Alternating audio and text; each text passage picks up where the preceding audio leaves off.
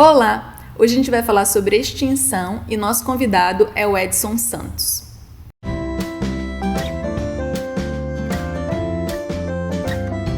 Extinção é uma prática baseada em evidência comum dentro da análise do comportamento aplicada.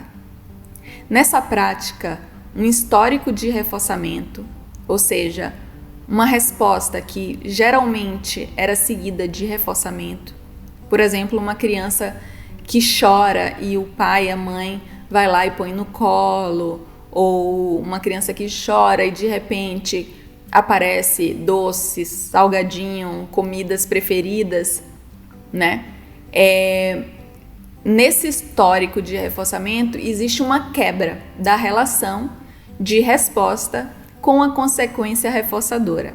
Ou seja, no exemplo de que a criança é colocada no colo quando ela chora, a criança não é mais reforçada no sentido de ter esse apelo afetivo vindo da família, né?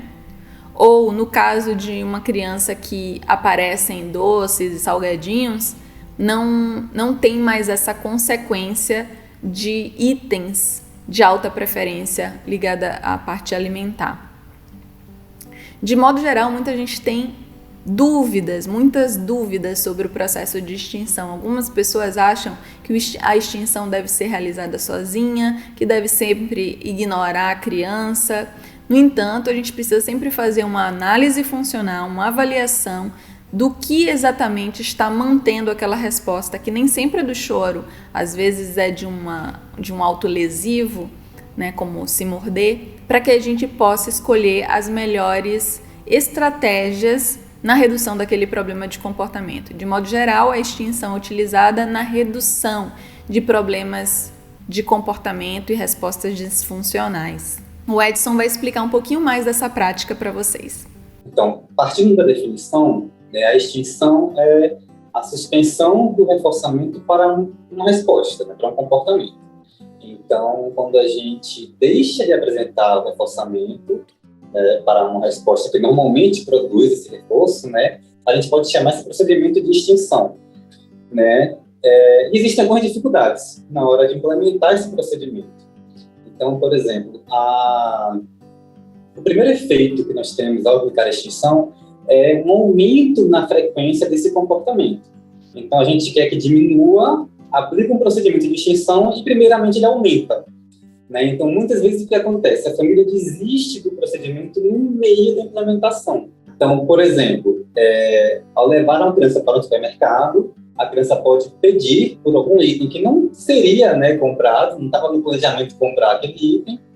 A família não compra, não pega o item, e a criança começa, então, a chorar, a gritar, a apresentar uma série de comportamentos que chamam a atenção das pessoas ao redor. E aí, na extinção, a gente manteria o procedimento de não dar o item que a criança quer. Só que aí, à medida que a criança começa a gritar mais, se jogar no chão, a bater, derrubar coisas, a família pode muitas vezes desistir do procedimento e cede, faz o que a criança quer, que é comprar o item. Tá? Então, esse aumento na frequência, que muitas vezes vem junto com uma variação daquele comportamento. Então, antes era gritar, agora é chorar, agora é se jogar no chão, derrubar coisas, muitas vezes faz com que as famílias desistam de implementar o procedimento no pior momento, que é quando ele está mais forte, mais variável. Então, essa é uma dificuldade grande de implementar a extinção, não apenas no contexto dos cuidadores, mas também profissional também.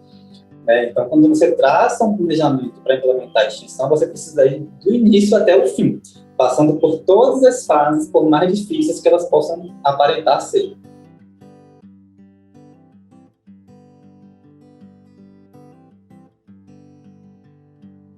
E existe uma diferença muito grande também entre o que é colocar um comportamento, uma resposta em extinção, e ignorar o comportamento. Muitas vezes as famílias chegam até nós com essa dúvida de que foi instruída a ignorar quando a criança fizesse algo considerado inapropriado. Sendo que ignorar é diferente de extinção. Você precisa primeiro saber qual é a função daquele comportamento. Então, se o comportamento é apresentado para chamar a atenção, né? Não dar essa atenção seria colocar o comportamento em extinção.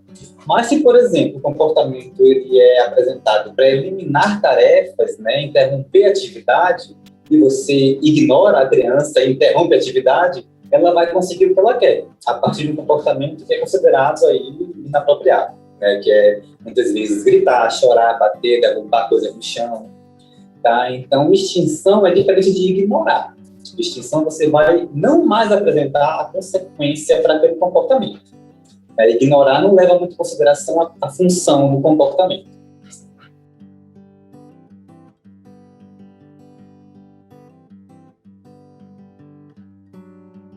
A extinção, ela não te ensina um comportamento adequado àquele contexto.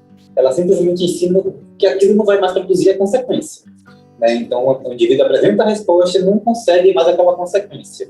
Então, é interessante que também sejam ensinados outros comportamentos que possam produzir aquela consequência.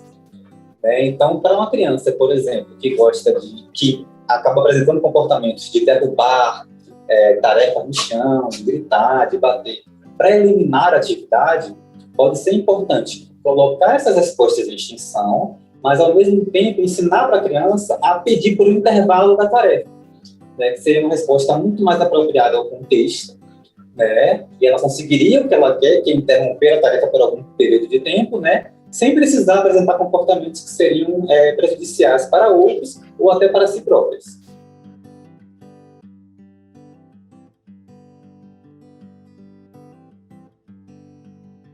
A extinção, ela tem uma série de efeitos colaterais. Então, existem estudos relacionando comportamentos agressivos, à própria extinção, ao procedimento de extinção. Então, você acaba colocando indivíduos que estão ali ao redor em risco, por apresentar a extinção de maneira isolada. E tem vários comportamentos que não são passíveis de serem colocados em extinção. Então, tem muitos comportamentos autolesivos, então crianças que se agridem, que batem a cabeça na parede, que colocam o dedo no próprio olho, que se você colocar em extinção, a criança vai acabar se lesionando seriamente. Por isso que é interessante que você possa ensinar outros comportamentos, outras maneiras da criança ter acesso àquela consequência.